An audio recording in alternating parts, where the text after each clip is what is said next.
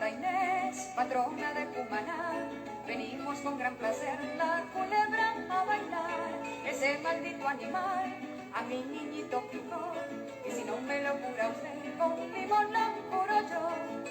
Si me pica a mí ese animal y no viene a tiempo el doctor, señores, dueños de casa me dan pa' echarme un palo de ron. Si me pica a mí ese animal y no viene a tiempo el doctor, señores, dueños de casa me dan pa' echarme un palo de ron. Hoy día de Santa Inés, patrona de Cumaná, venimos con gran placer la culebra a bailar.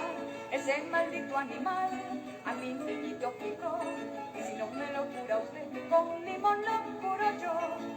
Si me pica a mí ese animal y no viene a tiempo el doctor, señores, dueños de casa me dan pa' echarme un palo de ron. Si me pica a mí ese animal y no viene a tiempo el doctor, señores, dueños de casa me dan pa' echarme un palo de ron.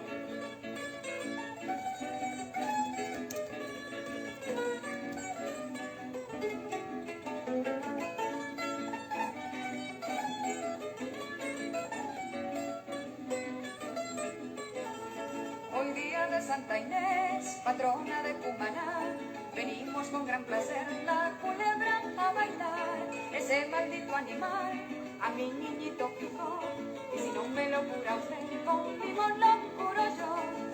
Si me pica a mí ese animal y no viene a tiempo el doctor, señores, dueños de casa me dan pa' echarme un palo de ron.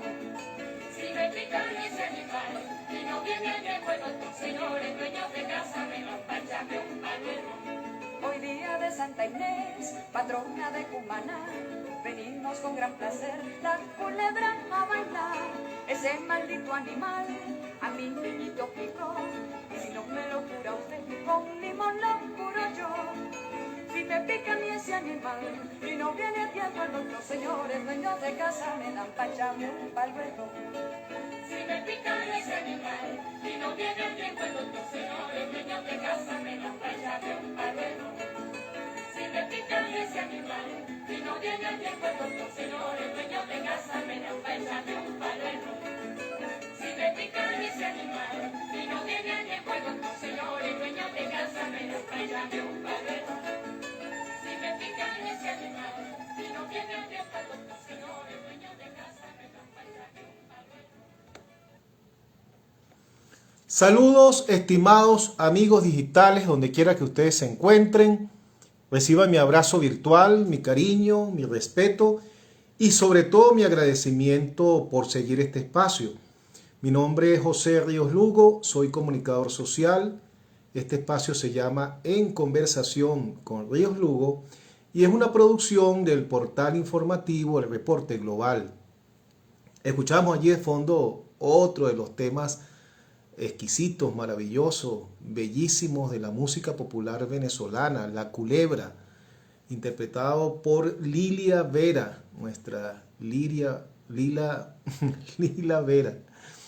Bien, seguimos de esa manera entonces promocionando al mundo nuestra bellísima música popular venezolana.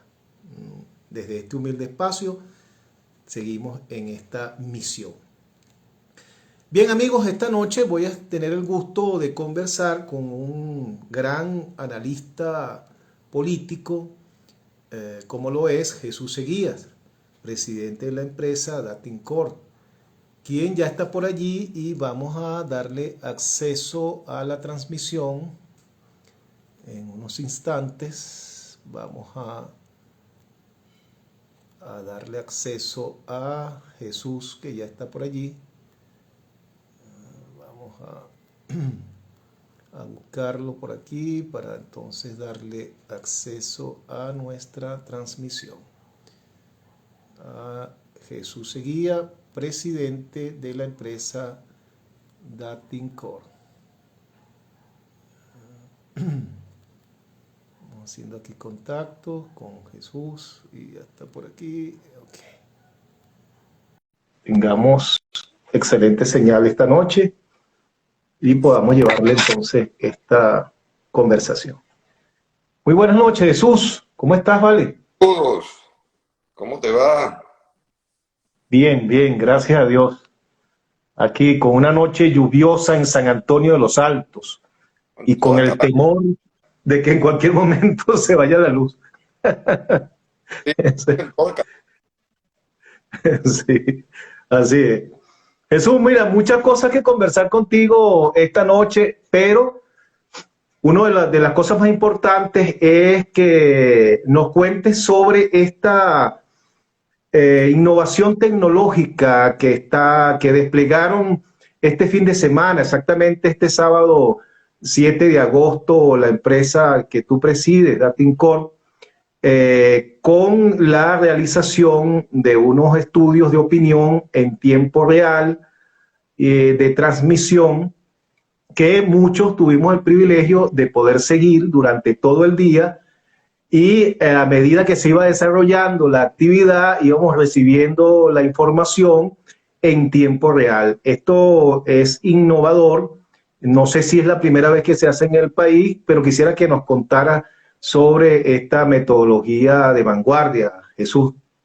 Con gusto. Por ahí vi que estaban preguntando cuánto tiempo va a durar la Una conversación. hora, una hora. ¿Ok? Eh, bueno, en primer lugar, yo no sé si en Venezuela lo han hecho anteriormente. Yo creo que no, ¿no? Quizás en algunos momentos estuvieron algunas empresas encuestando con tabletas por un tiempito, pero los malandros definitivamente los corrieron. Y nosotros no nos hemos querido arriesgar. El tema es que no sé si transmitían en vivo, y menos aún que pusieran, que tuviesen la geolocalización de todos los equipos de trabajo a nivel nacional. Nosotros pues, tenemos ya una plataforma que se llama Live Tracking, que se la entregamos al cliente o a todos los que quisiéramos. En esta oportunidad quisimos compartirlo con todos los venezolanos que quisieran. Lo pusimos en las redes y como tú lo hicieron, y pudieron ver en vivo desde la mañana hasta hasta la tarde, final de tarde, donde estaban desplegados todos los equipos de trabajo. O sea, tuvimos un despliegue simultáneo a nivel nacional. Hicimos un estudio de 1.200 entrevistas en un solo día. Es que Datincorp tiene equipos en casi todos los estados del país, en 17 estados, creo yo. Y no es un equipo por estado, tenemos 3, 4 equipos por estado. Es decir, hemos consolidado nuestra organización con mucho profesionalismo. Y es una tecnología propia, ¿no? Elaborada por Datincorp. Sí, sí, el live tracking es tecnología nuestra, desarrollada por nuestros ingenieros, y ya la estrenamos en República Dominicana, ¿no? Y ahora la usamos en Estados Unidos, en Costa Rica, Panamá, en fin. El tema es que en Venezuela no se había hecho, porque Venezuela no podemos ir con teléfonos a encuestar en la calle.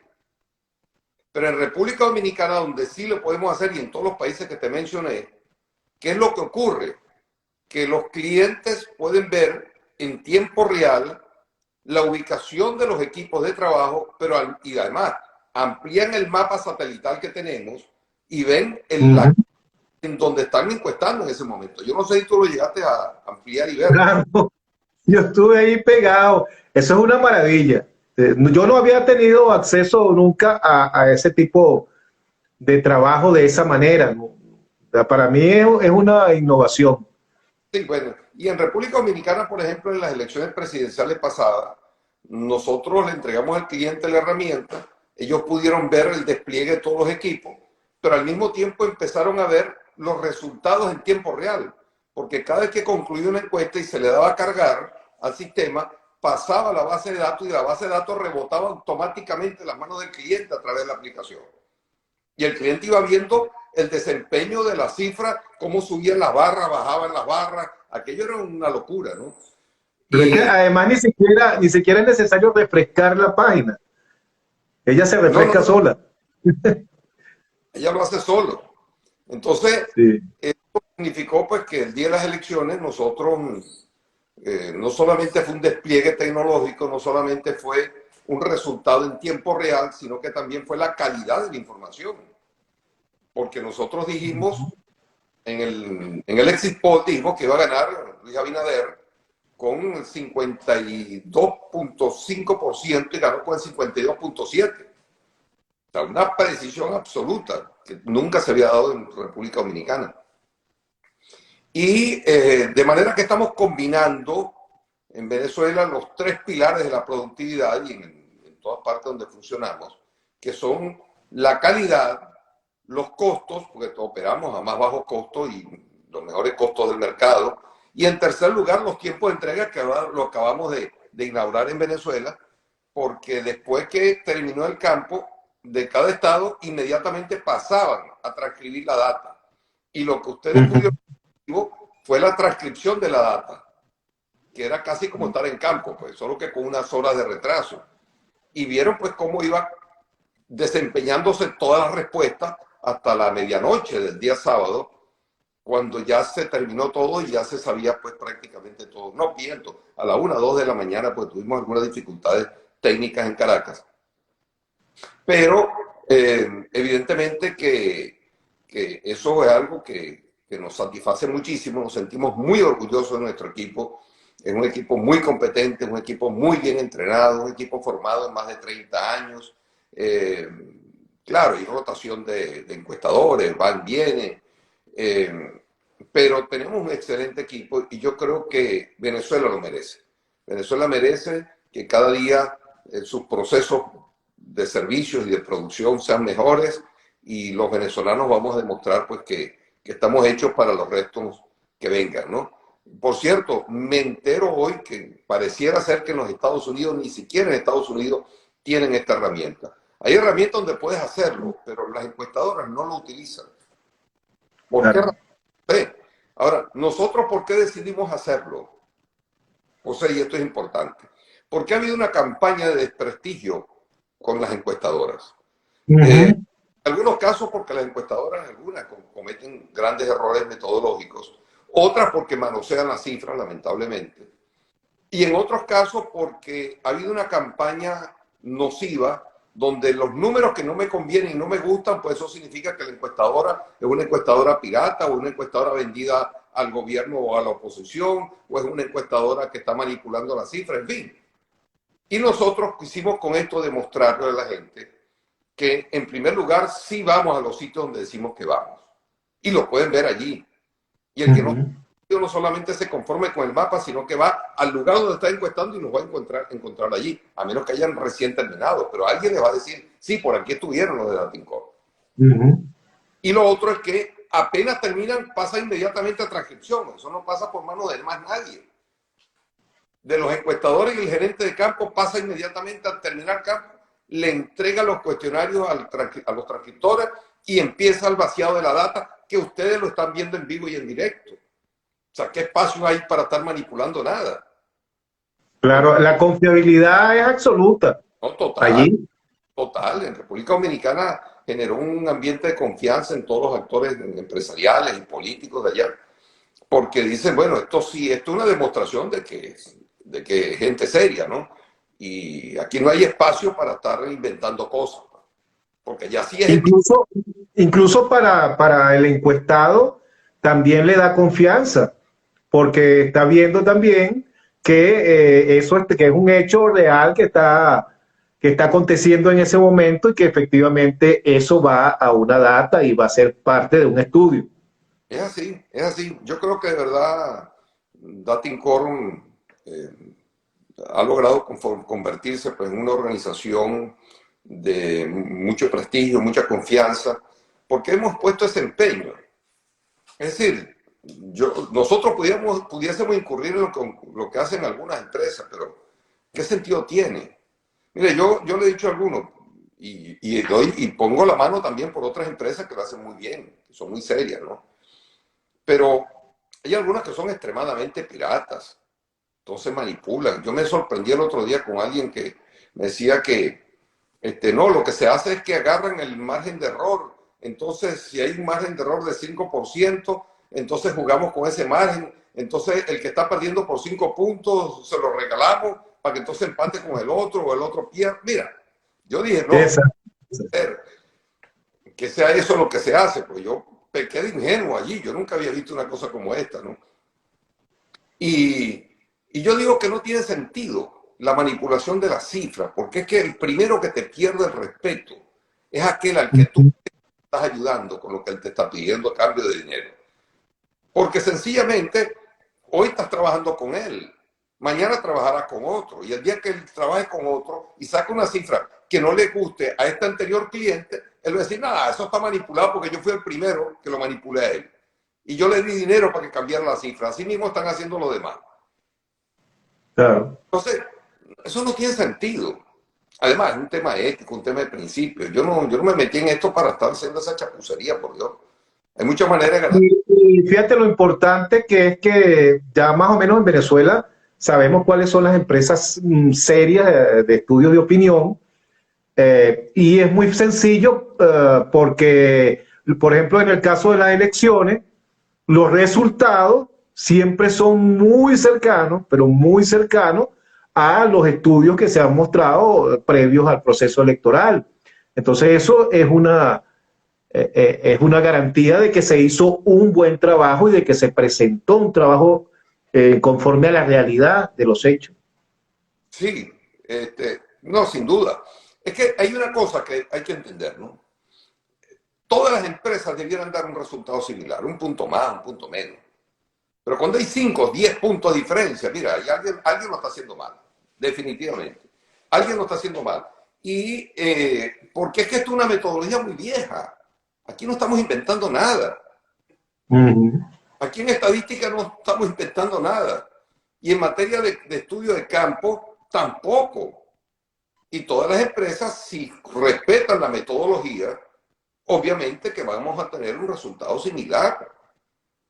Ahora, esto no es para que se haga una competencia entre las encuestadoras, a ver quién. Esto no. O sea, cuando yo asumí este rol, lo hice pensando en ser útil a la sociedad, en ser útil a las organizaciones políticas, en ser útil a los gobiernos, en ser útil a las universidades, en ser útil a las empresas, en ser útil a las organizaciones, porque nosotros también hacemos estudios de clima organizacional. Es más, comenzamos por allí y nos destacamos como una de las empresas de mayor prestigio en el país, en Venezuela, haciendo estudios de clima organizacional. Las empresas básicas de Guayana nosotros le llamamos el historial organizacional de años. Y después el sector eléctrico a nivel nacional. En PDVSA hicimos algunas cosas. Eso era cuando esas empresas eran serias y les preocupaba la opinión de sus empleados. Y así mismo hicimos con universidades, con empresas privadas. Entonces, cuando uno se entra en estas cosas, mira, uno está entrando en un templo. Y uno tiene que actuar con mucha pulcritud, con mucha decencia. ¿Por qué? Porque tú estás trabajando con credibilidad, tú estás trabajando con confianza. Entonces, cuando tú empiezas a hacer chapucerías, mira, es un papel muy feo. Entonces, a mí, en lo personal, podrán criticarme mis opiniones cuando yo opino sobre el tema país, porque yo no debería estar opinando estas cosas, yo debería estar tranquilo haciendo mis investigaciones. Pero la situación de Venezuela obligó inevitablemente a todos los ciudadanos a tener que opinar. Opinan porque me van a negar el derecho a opinar. Entonces yo opino en base a mi experiencia política, porque yo nací político, estudié periodismo y después me dediqué a la investigación, porque algo tengo que vivir, ¿no? Y entonces el tema es que el hecho de que yo opine sobre algo y no te guste mi opinión, o sea, no involucres a Datincorp, por Dios, yo les digo a todos, no metas a Datincorp en eso, Datincorp no tiene nada que ver. Mira, tú no te imaginas el respeto tan grande que le tengo yo a la gente, al equipo que trabaja con nosotros. Porque son gente que trabajan con una vocación, con un profesionalismo, con una pasión y además corriendo riesgos en la calle, corriendo riesgos, encuestando gente en barrios muy difíciles. ¿Cómo yo voy a ponerme, después que ellos han hecho todo ese esfuerzo, con aquella rectitud, de la manera más sana, venir yo aquí en un escritorio a estar cambiando cifras y manipulando cosas? Ah, no, por Dios. Eso no va conmigo, en lo personal. Bueno, por eso es que Datincorp tiene la credibilidad que tiene, pues no es de gratis. Jesús, vamos a entrar a hablar entonces de lo que muestra el resultado de este trabajo maravilloso del cual fui testigo de este sábado. Fíjate, hay un dato interesante que quisiera comenzar por ahí. Tengo aquí el estudio y dice que el 70% de los hogares manifiesta que no ha sido tocado por el COVID. La pregunta es, ¿alguien de esta casa ha sido afectado personalmente por el COVID-19?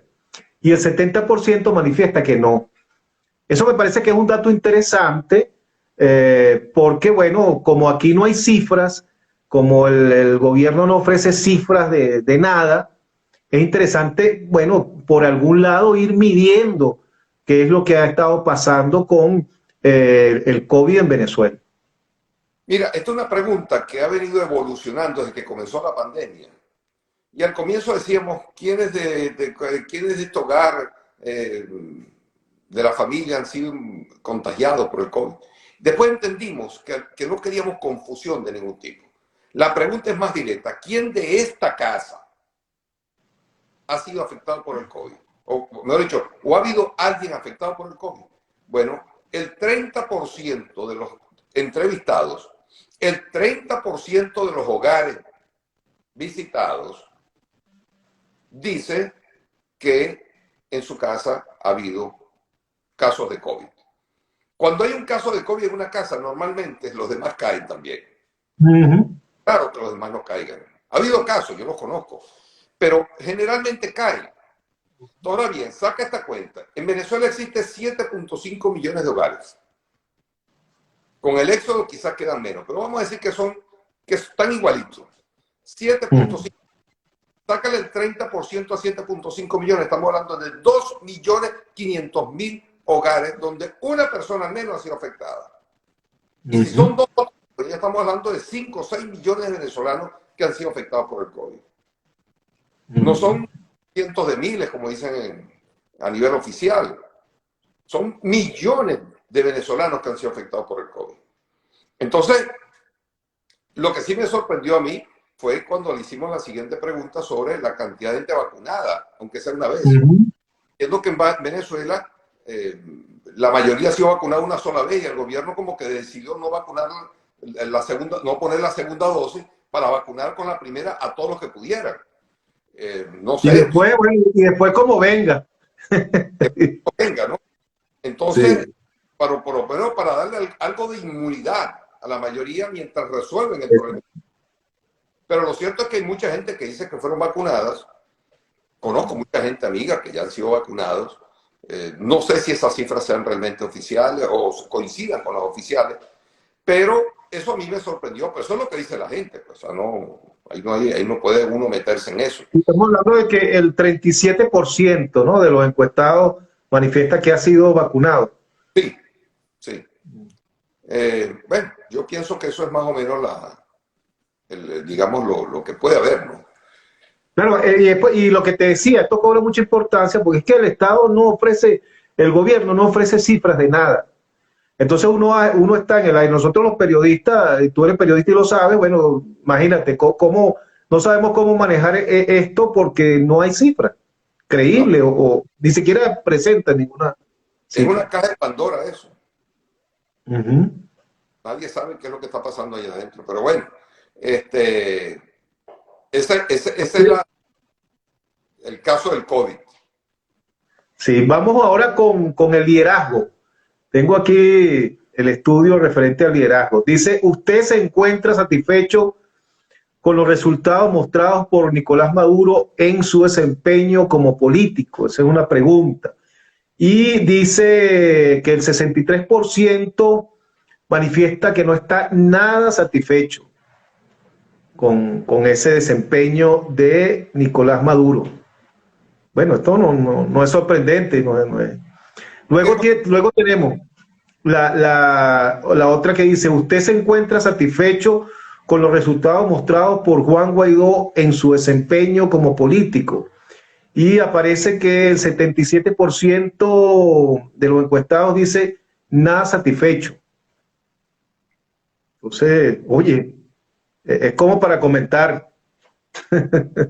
Bueno, esta pregunta la hemos hecho varias veces y hemos notado que Nicolás Maduro poco a poco, o sea, se ha venido como subiendo un poquito, ¿no? La apreciación de su gestión.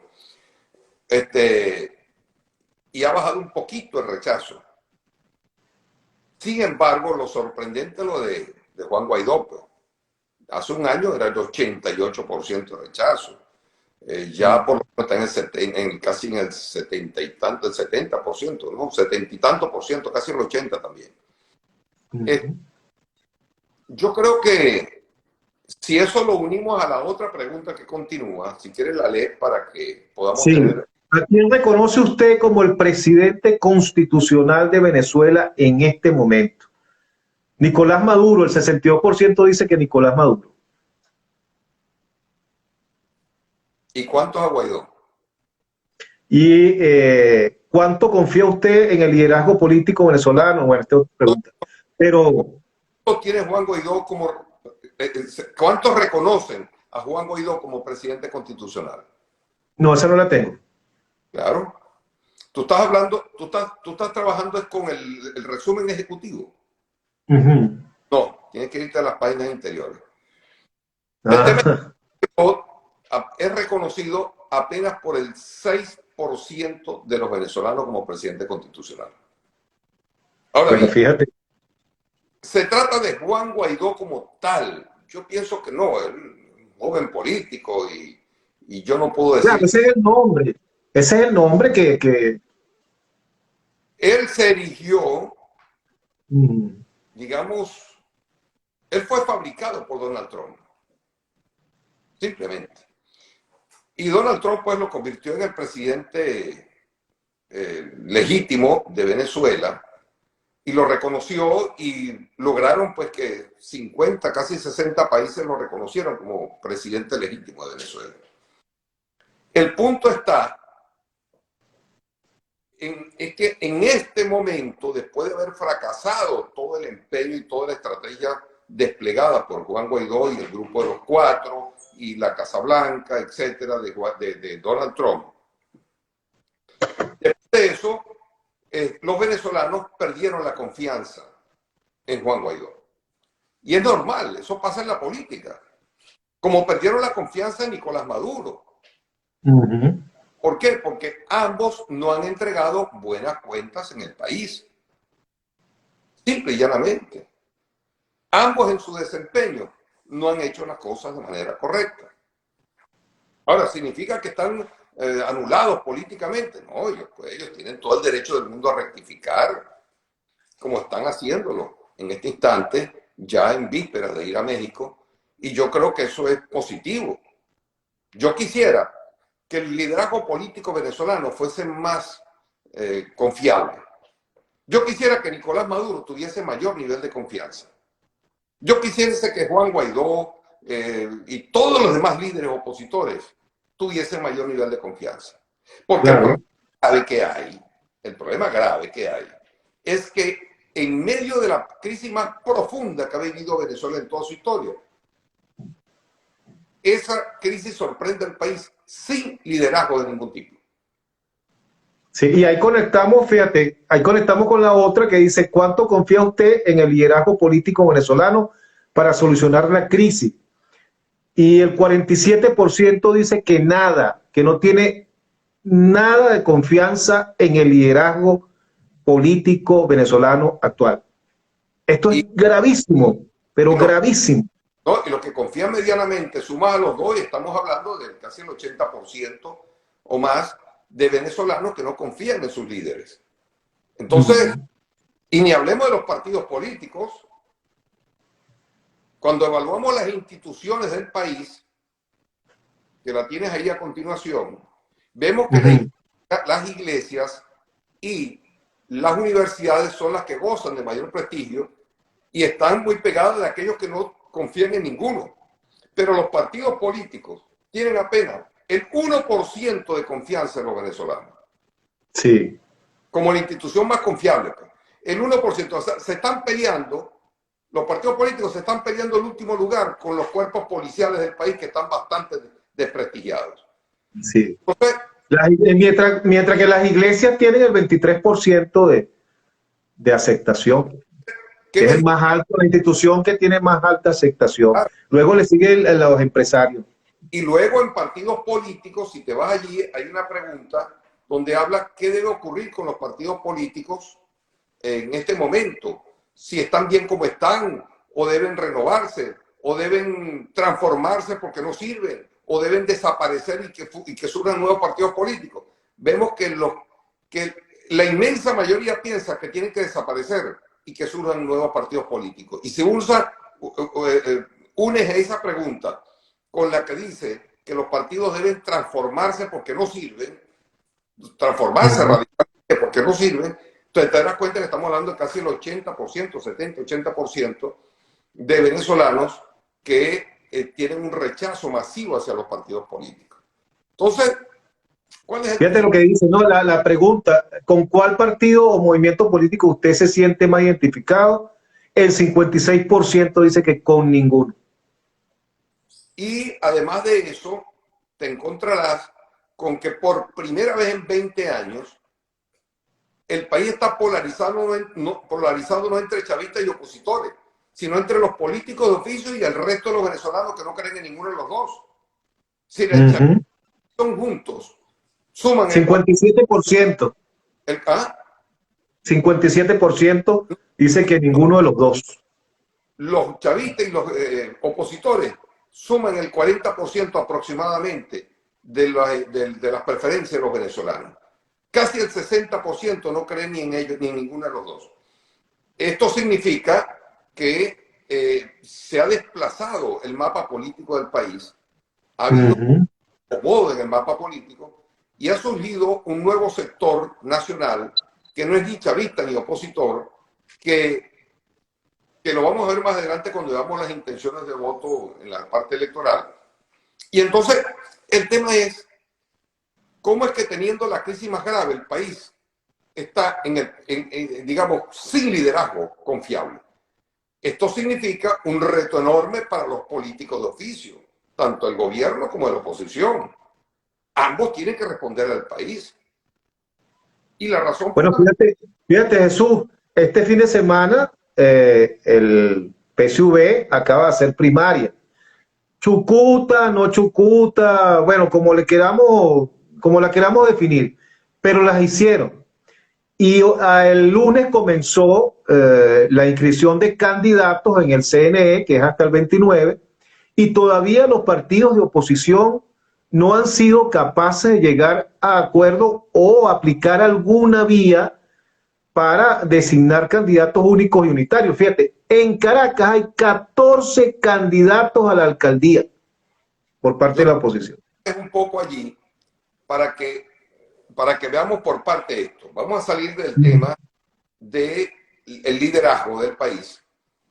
Ok. En las negociaciones y finalmente tocamos el tema electoral, ¿te parece? Perfecto. La conversación. Entonces, fíjate tú, para concluir en el tema del liderazgo, yo creo que en este momento todos los partidos políticos tienen que revisarse. Porque inclusive hay hasta como sospechas de su conducta democrática interna. Es decir, no llaman la atención a nadie. Nadie se siente representado realmente en los partidos. Y quien quiera militar en un partido, él sabe que tiene un techo ahí, que hay militantes de primera. No hay un ejercicio transparente del desempeño de los dirigentes. Eso no ocurre en un partido demócrata o republicano en los Estados Unidos, por ponerte un ejemplo. O en los grandes partidos democráticos de Europa, de Canadá. No ocurre. O sea, hay una fluidez normal y democrática de los actores. Y el liderazgo político venezolano ha quedado estancado en 10 actores, fundamentalmente por parte de la oposición, y 2 actores o 3 actores por parte del chavismo. Y fíjate que los partidos se han convertido en especies de cultos de un hombre. Cada partido es una figura de un individuo. El tema es un fenómeno de toda América Latina. Por eso yo evito personalizar, ¿no? Esto es un fenómeno político de toda América Latina. América Latina todavía está, digamos, imbuida en un concepto del ejercicio de la política basado en el caudillismo. Pues estuviste en Perú. ¿Por qué Pedro Castillo es presidente de Perú? En Perú se presentaron 30 candidatos presidenciales. 30. Y en esos 30 se colió este militante del Partido Comunista. O sea, los improvisados son los que comienzan a ocupar los espacios y Venezuela está de a toque para que llegue un improvisado y ocupe espacios, porque los actores clásicos, los actores tradicionales no están haciendo nada útil para transformarse internamente, para remozarse, para poder actualizarse política y organizacionalmente. No ha habido eso todavía. Y los partidos más jóvenes son tan viejos como los más viejos en su concepto interior de la política. Entonces, yo simplemente me cumplo con combinarlos a que revisen seriamente, porque Chávez llegó al poder gracias al vacío dejado por la crisis interna de Acción Democrática y de Copey también. Si Acción Democrática no hubiese entrado en aquel periodo de crisis, comandado por Luis Alfaro Cero, tuvo el tupé de llamarse caudillo, le gustaba que le dijeran caudillo, en un partido que nació políticamente en Venezuela para combatir el caudillismo, que venía de los tiempos Así de... es. Rómulo Betancourt, que fue el fundador, le tenía fobia a los caudillos. De hecho, él nunca quiso ser un caudillo. Cuando le tocó repetir, yo no, hasta que llegue yo, que vengan otros, y llegó Carlos Andrés. Entonces, Copey, Caldera no entendía que tenía que haber otros actores, le cortó digamos, el espacio a las nuevas generaciones. A Juan Doble de Paja, a Eduardo Fernández, cortó, truncó aquello. Porque si no era él, tenía que venir el diluvio. Después de mí el diluvio. Y esa crisis generada por Caldera y por Alfaro abonaron el terreno de la manera más formidable para que un invento, para que un improvisado de la política como Hugo Chávez, que tenía 4 puntos en marzo del 98, el año de las elecciones, 4 puntos, y se montó en 50 y pico de puntos finalizando el año. En 8 meses construyó toda esa cantidad de puntos, sobrepasó a Irene Sáenz, porque los venezolanos inventaron, como en este momento están al borde de un nuevo invento. Pregunta, yo digo, por Dios, ¿por qué es que los políticos no entienden? Le rinden hasta culto al pasado, creyendo que el pasado fue lo mejor y que no, el mundo no retrocede, el mundo avanza, estamos en el siglo XXI. En Acción Democrática hay quienes creen todavía que hay que volver a la época de Carlos Andrés Pérez. Yo digo, más despistado no puede estar. En primer lugar, no va a salir un nuevo Carlos Andrés Pérez. Él ya falleció. Pero en segundo lugar, la Venezuela petrolera que administró Carlos Andrés Pérez y fue lo que lo potenció a él como gran líder, eso no va a ocurrir más nunca en el país. En el país ya no hay industria petrolera ni que transformen a PDVSA. Tendremos una industria petrolera floreciente, porque ya el petróleo, en términos históricos, ya dejó de ser un producto estratégico. Aquí hay petróleo en el mundo, que va a desaparecer en pocos años. No, el petróleo va a seguir existiendo como existe el carbón. Todavía existe el carbón, pero no tiene, digamos, una presencia relevante en el mundo de las energías dominantes en el mundo. No tiene. Joe Biden acaba de firmar una orden ejecutiva para trabajar junto con la industria automotriz estadounidense para que en el 2030, es decir, dentro de 9 años, la mitad del parque automotor de los Estados Unidos sea con energía eléctrica. O sea, la energía fósil proveniente del petróleo en el mundo entero, dentro de 10 años, se viene abajo. Ujú. Inclusive en la producción de energía eléctrica, que es lo que vamos a ver. En los Estados Unidos le están dando subsidios a la gente para que instale los paneles solares en sus techos. Los paneles solares. Y no pagan un solo centavo por la instalación. Simplemente vas a seguir pagando las facturas de electricidad que tú vienes pagando normalmente. Solo que ahora es solar y no es, digamos, de energía de hidrocarburos Ujú. fósiles. Entonces, ¿qué pasa? Tú vas a tener energía solar para tener electricidad en tu carro con la cual vas a cargar la batería del vehículo con que te vas a mover al día siguiente. Y la energía que te sobre la compra la compañía eléctrica, porque la energía solar tú no consumes todo lo que te provocan los paneles que tienes arriba. Entonces tú vas a tener un excedente que te lo compra el Estado. ¿Esto a dónde han llegado? Ujú. En materia de generación de energía, como recurso energético, el petróleo ya no le queda más de 10, 15 años de vida en el planeta. En el Pero planeta. es que además, y además nuestras grandes reservas, que es mentira eso de que son las más grandes del mundo, es petróleo extrapesado. Ya dos empresas de la faja petrolífera del Orinoco se acaban de ir del país. Y no solo eso, Jesús, y tú lo has dicho varias veces, reconstruir la industria petrolera venezolana, estamos hablando de unos 200.000 millones de dólares. ¿De dónde va a salir ese dinero, si fuese ese el caso?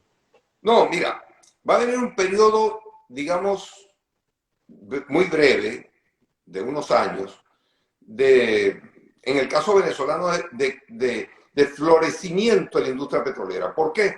Porque Estados Unidos, que se convirtió en el primer productor mundial de petróleo, dejó de producir, por decretos de Biden, dejó de producir mucho petróleo. ¿A dónde van a ir esas empresas? Si en Venezuela existen buenas condiciones, obviamente el primer país que le van a tocar la puerta para invertir son las empresas en Venezuela, estas empresas petroleras estadounidenses. Aquí es donde van, o sea, en Venezuela es donde van a llegar a invertir estas compañías. ¿Por qué? Porque Venezuela está a pata de mingo, por decirlo en términos criollos, Mm. de bingo de la costa del Golfo, donde entra pues todos los buques, como siempre entró. No tener que hacer ese trayecto gigantesco hacia China, que cuesta mucho ese flete, y quien lo paga es Venezuela, no son los chinos, porque el mercado petrolero, digamos, los precios son FOB, no son costo y flete. Entonces, esto significa que Venezuela tiene que reinventarse económicamente. Entonces, lo que yo digo es que los políticos no están copiando aún donde están parados. Siguen anclados en conceptos políticos totalmente envejecidos que pertenecen al siglo pasado, a la era industrial moribunda, y todavía no se convierten en los partidos políticos de la sociedad red, de la sociedad del siglo XXI, donde surgen 6 nuevos paradigmas dominantes. 6 nuevos paradigmas dominantes. La democracia, la ciudadanía, las comunidades activas, la educación, la gobernanza y la economía libre. Son 6 nuevos paradigmas. ¿Cuántos partidos políticos han asumido esto en su integridad? ¿Cuántos partidos políticos creen en la democracia realmente? No como palabras vacías para adornar discursos, ¿no? Y darse golpes en el pecho como somos los demócratas, en que somos demócratas. No, no, no.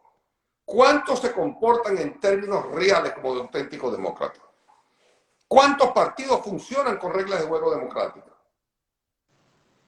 En materia de ciudadanía, mira, Hugo Chávez dio un salto gigantesco y el producto de la confrontación política que ha habido, no pudieron asimilarlo de manera objetiva. Entonces, bueno, entraron en el campo de las agresiones, los insultos, las sospechas. Pero lo que hizo Chávez con los consejos comunales, inclusive de haberle creado presupuestos propios a los consejos comunales. Eso es un acto formidable, formidable de gobernanza. Porque la gobernanza es el nuevo concepto de la sociedad de hoy. Porque esa es la interacción dinámica entre los gobernantes y los gobernados, donde el megaestado comienza a desaparecer y la sociedad comienza a asumir roles en función de sus intereses.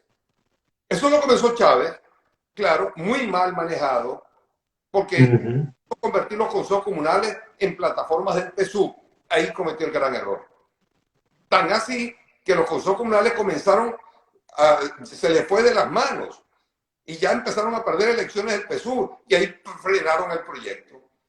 ¿Por qué? Porque el chavismo no tiene ese concepto auténticamente democrático. Ellos creen que el megaestado es todo y todo tiene que estar dominado por la sociedad política y la sociedad civil tiene que estar supeditada totalmente a la sociedad política. Y en el siglo XXI eso es un pecado capital. Y eso es lo que hace que los ciudadanos se sientan ajenos a los asuntos del Estado. Porque el megaestado ya empieza a desaparecer. El Estado se ha reducido a cuestiones muy básicas. El tema de las relaciones internacionales, el tema de la economía, en fin, asuntos muy básicos. O la macroeconomía, la seguridad ciudadana, la educación. Entonces, yo digo que hay tantas cosas que hacer en materia de ciudadanía y de comunidades activas que yo no veo a los políticos metidos en esto. No los veo, o sea, yo los veo ensimismados en sus asuntos por el poder, en cómo quedo yo y dónde está mi tarjetita y dónde está mi cosa y bueno, y así no se puede. Bueno, y es muy lamentable, Jesús, porque eso es lo que hay. Eso es lo que hay. O sea, quisiéramos quizás tener, bueno, mejores dirigentes políticos en el país, más serios, más responsables, más preparados incluso, pero lo que tenemos son los que tenemos. Y no estamos hablando de que son muchachos, porque hay muchachos, pero también hay unos cuantos políticos todavía por allí con experiencia y larga experiencia. Entonces uno dice, bueno, pero ¿qué es lo que sucede?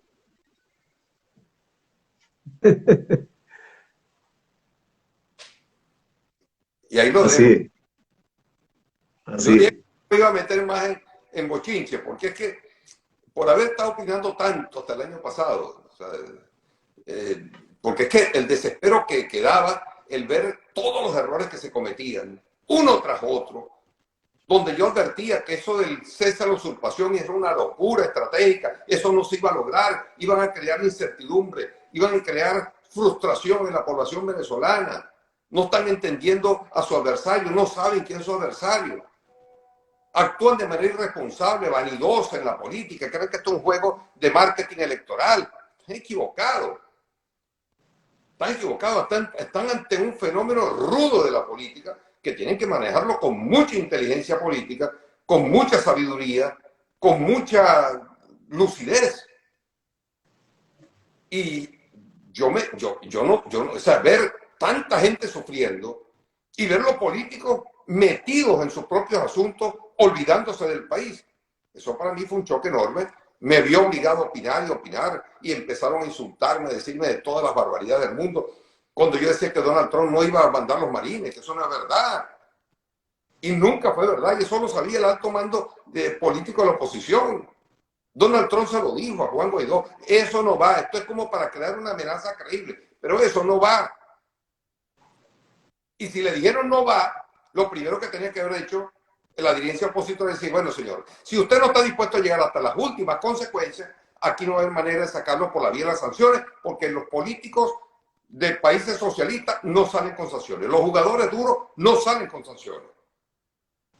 Entonces, si no es así, vamos a ver el juego de otra manera. Pues esa capacidad con autonomía propia, con soberanía política, para plantarse ante los amigos de la comunidad internacional y decir, mire, agradezco su apoyo, pero esto no va a funcionar de esa manera. Así que déjenos hacer las cosas de otra manera. Como lo están haciendo ahora. ¿Qué están haciendo ahora? Pues, no, pero tenía que haber un cambio en la Casa Blanca para que ellos entendieran que eso es lo que tenían que hacer ahora. Y ahí están. Es que la realidad pega muy duro, Jesús. La realidad pega muy duro. Pasado mañana se van para México, alabados al Señor. Qué bueno que van a empezar a entenderse. Dios quiera que logren conclusiones importantes. Dios quiera que le den importancia a la crisis económica y que no se imbuyan en solamente hablar de la crisis política, porque eso le importa apenas al 16% de los venezolanos. El 80 y pico por ciento de los venezolanos lo que quiere es que en esa conversación, según el estudio que tenemos, más del 80% piensa que en esa reunión de México, el primer punto que tienen que poner sobre la mesa es cómo resolver la crisis económica del país. Porque los venezolanos no son tontos. Si los venezolanos llegan a la conclusión que ya no hay manera de sacar a Maduro por la vía de la confrontación violenta, ya no hay manera de darle curso a la vía insurreccional y mucho menos a los marines y a la intervención militar internacional, el venezolano que sabe más de política y es más sabio de lo que muchos piensan, llega a una conclusión simple. Si esto es por vía electoral, eso va a llevar un tiempo. Y aquí no va a haber elecciones presidenciales antes del 2024. Entonces, obviamente que la pregunta que se hace el venezolano, bueno, y mientras eso ocurre, ¿qué? Claro. Mis problemas. ¿Quién responde por mi situación, por mis problemas? ¿Qué va a ¿Quién pasar te la cara por eso? ¿Qué va a pasar con mi salario? Pues ganando $3 al mes. ¿Qué va a pasar con la comida mía? ¿Cómo compro yo comida? ¿Cómo compro los alimentos? ¿Cómo compro las medicinas? ¿Cómo me interno en un hospital si yo caigo, si me da COVID? ¿Dónde está la gasolina para yo poderme mover? ¿Dónde está el agua potable que no tengo agua en la casa? Paso días sin agua. ¿Dónde está la electricidad? ¿Dónde está el internet? ¿Dónde está el gas doméstico? ¿Quién está respondiendo por eso? ¿Qué planteamiento ha hecho la oposición? Porque sabemos que al gobierno le ha importado muy poco esto. Ojalá lo logren hacer y se entusiasme. Pero ¿quién de la oposición le ha dicho al gobierno? Mire, señores, vamos a discutir el tema político, pero al mismo tiempo vamos a sentarnos a conversar sobre este problema. Porque si la solución a la crisis política es de carácter electoral, eso va a llevar un tiempo. Así que ahora vamos a dedicarnos a resolver los problemas que angustian a los venezolanos y mejorar la calidad de vida de los venezolanos. ¿Quién ha dicho eso? ¿O es que No, ninguno. Preguntado que si la salida ahora es electoral, los votos importan? Y que fuera del país hay 5 millones, 6 millones de venezolanos, de los cuales 4 millones son electores opositores que no tienen capacidad de votar. Y tener una población de 4 millones de electores cautivos que no te pueden votar, eso pesa mucho en un proceso electoral. Por tanto, para la oposición venezolana es de altísimo interés estratégico que retornen a Venezuela todos esos votos, esos electores que se han ido. Y la única manera en que esa gente va a regresar no es que le devuelvan las tarjetas a los partidos, no es que haya un equilibrio en el CNE, eso no le importa un bledo a nadie. La única manera de que regresen es que mejoren las condiciones de vida del venezolano. Bueno, y fíjate que los que han planteado eso con seriedad y enfrentando, bueno, todos los ataques de los que han sido objeto, de Cámara, el sector empresarial, con mucha seriedad, con mucha responsabilidad, se ha sentado a discutir con los que tienen el poder, así tan sencillo. Claro, pero hay opositores necios que atacan a Fedecámara porque se reunió con el gobierno. No, hijo. O sea, ¿cómo es que tú me atacas a Fedecámara porque se reúna con Delcy Rodríguez, pero no me atacas entonces a los opositores que van a México pasado mañana a reunirse con Jorge Rodríguez y con todo lo demás? O sea, ¿qué diferencia hay entre uno y otro? Cada quien defendiendo lo suyo. Los políticos defendiendo sus intereses políticos y los empresarios defendiendo sus intereses económicos y empresariales. Totalmente legítimo. Además, hay una cosa que es importante. Mira, si la crisis del país, la manera de resolver la crisis es electoral, bueno, los políticos ya están resolviendo su asunto. ¿Cómo me resuelves la crisis económica? Tú lo acabas de decir. Para reconstruir a PDVSA, no le pongas 200.000 millones, ponle 60.000 millones de dólares. Bajo los parámetros actuales del funcionamiento de la economía, donde el Estado es dueño de casi todo eso. ¿Quién le da a Venezuela y a PDVSA, con una industria quebrada que no tiene con qué garantizar nada? Pues no da garantías de ningún tipo. Pues todo eso se derrumbó. ¿Quién le presta a Venezuela 60.000 millones de dólares? En las cuales, a las actuales condiciones políticas del país y económicas. ¿Quién? Nadie. Solo el sector privado es el único que tiene capacidad de reconstruir la economía del país y mejorar las condiciones de vida del país. Ahí están los venezolanos por su propia cuenta, los llamados emprendedores, están en cualquier cantidad de emprendimientos propios. El venezolano aplicando iniciativas propias, creatividad, porque saben que ya el Estado no está en capacidad, ni los políticos están en capacidad de darles nada. O te mueves por tu propia cuenta o te mueres de hambre. Y eso es positivo para el país. Sí, sí, indudablemente. ¿Quién le está diciendo a Maduro? Mira, vean, vamos a discutir este tema. Tema económico. Punto número 1.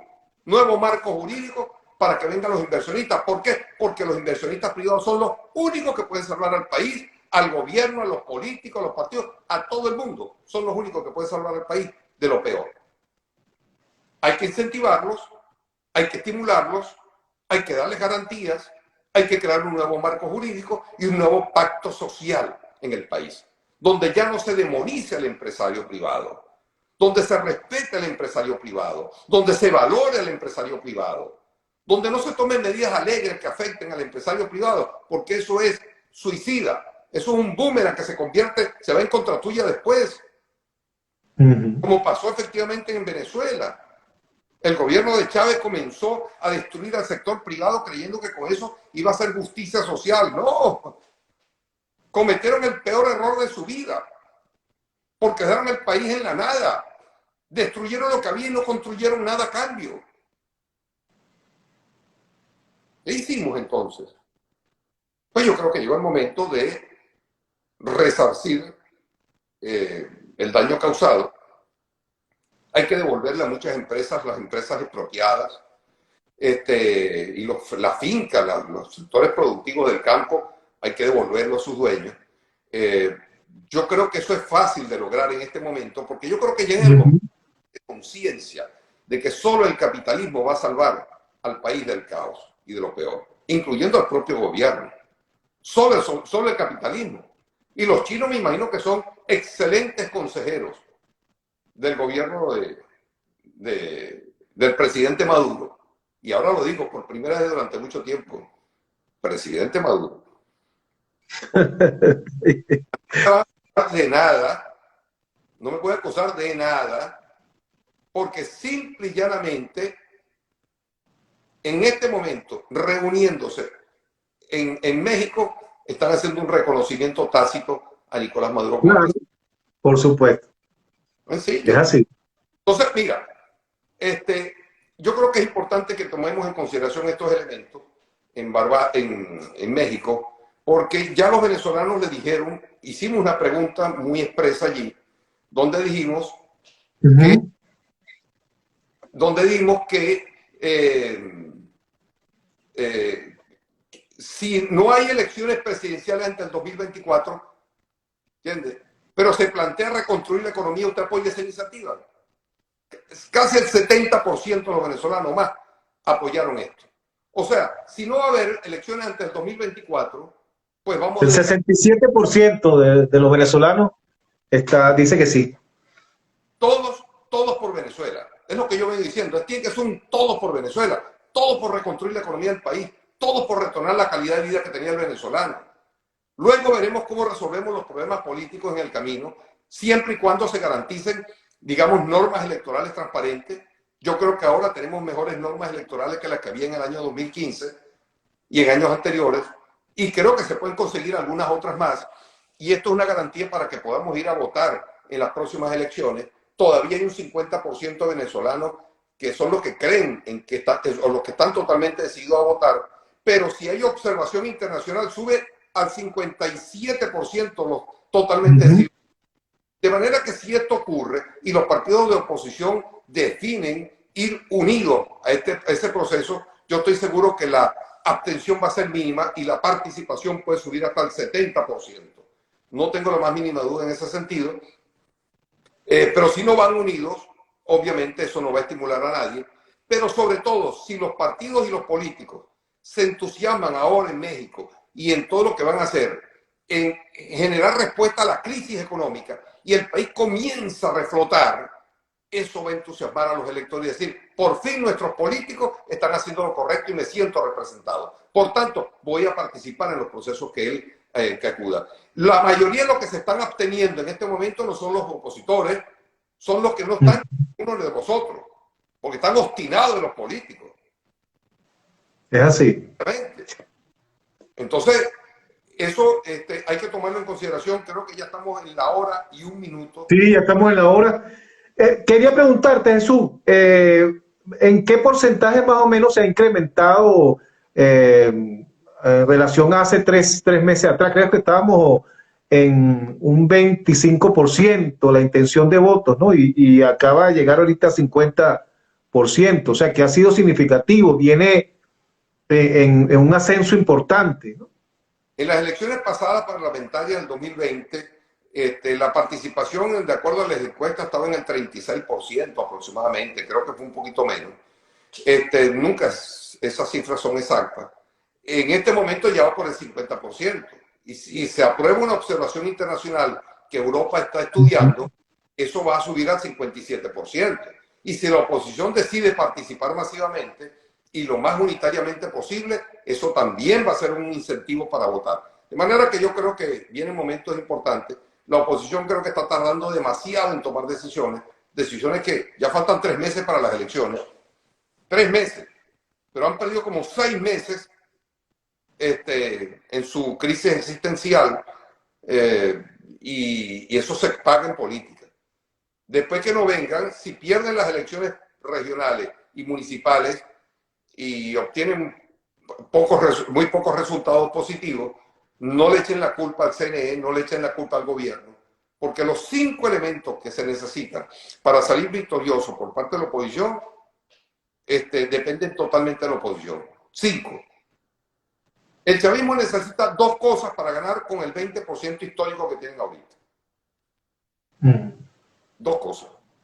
Que los opositores no vayan a votar y que vayan divididos. Esa es la estrategia chavismo. Con eso ganan. Y la oposición, ¿qué necesita? 5 cosas. 1, la mayor unidad posible. 2, candidatos únicos en todos los lugares, que no haya división. 3, que haya tarjeta única. Ya se aprobó la tarjeta de la MUD. Tarjeta única. 4, que haya una campaña electoral paraguas bien diseñada, bien coherente, bien unitaria, bien, digamos, que entusiasme y seduzca a la gente. Y en 5.º lugar, que haya un padrón electoral y una defensoría del voto rigurosa, poderosa, para que defiendan los votos en las mesas de votación. Esas 5 cosas dependen estricta y exclusivamente del liderazgo opositor, de más nadie.